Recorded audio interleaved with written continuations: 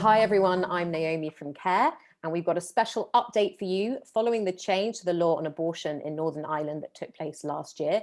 A new bill has just been introduced to the Northern Ireland Assembly, which is seeking to amend that law. So with me, I've got two members of the CARE and I team to tell us more about this bill and what it's aiming to achieve. So with me, I've got Rebecca Stevenson, who's the new CARE and I Policy Officer, and I've got Hannah Arnold, who is the CARE and I Development Consultant.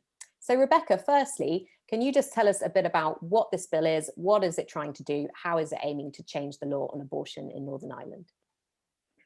Absolutely. So this bill, which addresses abortion on the basis that a baby would have a disability, will amend the new abortion regulations in Northern Ireland by removing the part of the regulation which allows for an abortion up to term where the child would have a disability once born.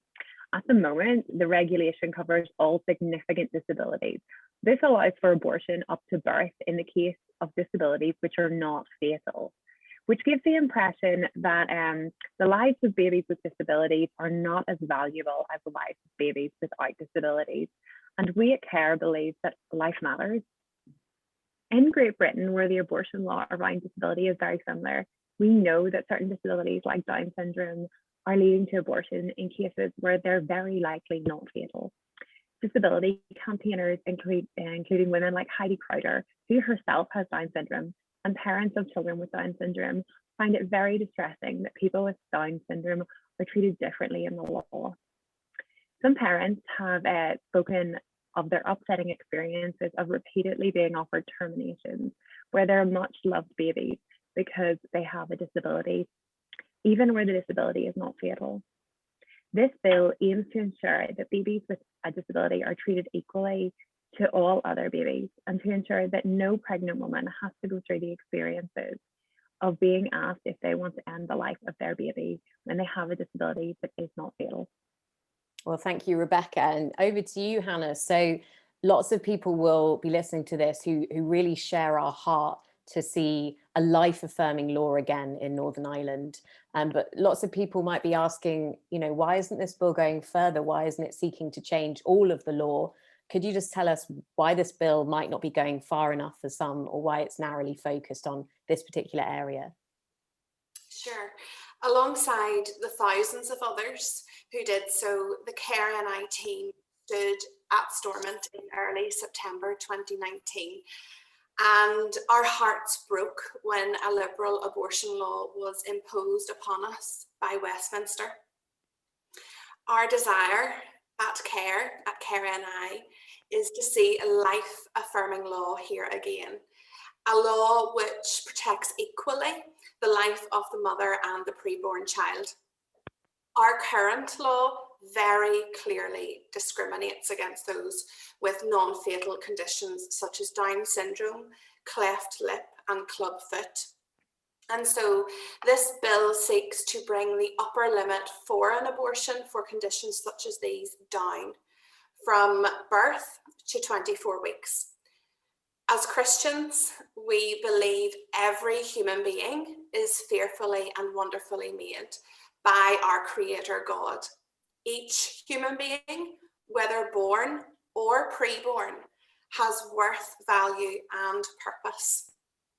We know that for many, this bill will not go far enough, but it is an important first step in recognising in law the dignity and value of the preborn child, as well as ending discrimination towards those who are prenatally diagnosed with conditions such as Down syndrome. It is the first step towards life-affirming law in Northern Ireland, and that is why we are asking fellow Christians to support it, Naomi. Fantastic. So for anybody who does want to get involved and get behind this bill, what can they be doing to engage with our campaign, engage with their MLAs? Can you tell us more? How can they get stuck into this campaign? Well, as Christians in Northern Ireland, we would invite you to stand with us in communicating a clear message to our MLAs, asking them to vote in favour of MLA Paul Givan's bill to amend that upper limit for an abortion for a non-fatal disability. This bill sends a clear message to our society that if you have a disability such as Down syndrome, whether you're in the womb or not, the law should not discriminate against you.